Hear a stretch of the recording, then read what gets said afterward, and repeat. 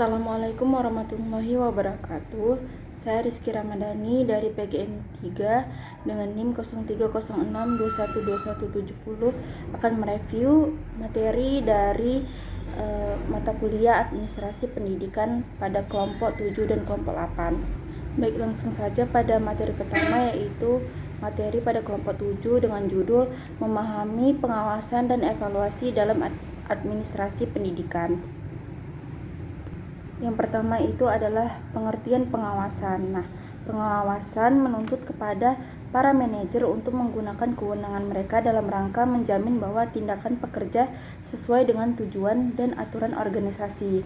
Otoritas tersebut memberdayakan para manajer untuk menggunakan kekuasaan dan kontrol terhadap bawahan guna mengarahkan aktivitas mereka demi kemajuan organisasi.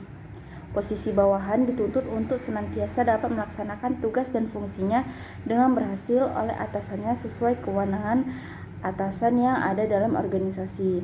Nah, proses pengawasan mencatat segala kejadian yang berkembang dalam organisasi untuk memastikan bahwa organisasi berjalan sesuai dengan arah yang benar agar dapat sampai pada tujuannya dan memungkinkan manajer mendeteksi terjadinya penyimpangan-penyimpangan dari perencanaan yang telah dibuat dan mengambil tindakan korektif pada waktu yang tepat.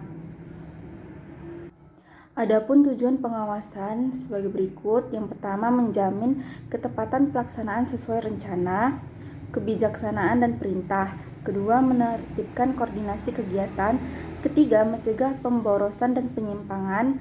Keempat, membina kepercayaan masyarakat pada kepemimpinan organisasi. Kelima, mengetahui jalannya pekerjaan apakah lancar atau tidak. Keenam, memperbaiki kesalahan yang dibuat oleh pegawai dan mengusahakan pencegahan agar tidak terulang kembali kesalahan yang sama atau timbulnya kesalahan baru. 7. Mengetahui penggunaan budget yang telah ditetapkan dalam rencana awal terarah kepada sasarannya dan sesuai dengan yang direncanakan. 8. Mengetahui pelaksanaan kerja sesuai dengan program. 9. Mengetahui hasil pekerjaan dibandingkan dengan yang telah ditetapkan dalam perencanaan. Selanjutnya ada pengertian evaluasi. Evaluasi merupakan suatu tindakan yang dilakukan oleh seseorang evaluator terhadap suatu peristiwa atau kejadian. Nah, tindakan ini mengandung maksud untuk memberikan arti atau makna dari kejadian itu sehingga dapat diproses lebih lanjut. Adapun tujuan evaluasi dalam pendidikan yaitu yang pertama, menilai ketercapaian tujuan. Kedua, mengukur macam-macam aspek pelajaran yang bervariasi. Ketiga, memotivasi belajar siswa. Keempat, menjadikan hasil evaluasi sebagai dasar perubahan kurikulum. Yang kelima, menentukan tindak lanjut hasil penilaian. Baik, sekian dari review dari kelompok 7. Kita lanjut pada kelompok 8 dengan judul Bidang Garapan Kesiswaan dalam Administrasi Pendidikan. Nah, yang pertama itu pengertian bidang garapan kesiswaan.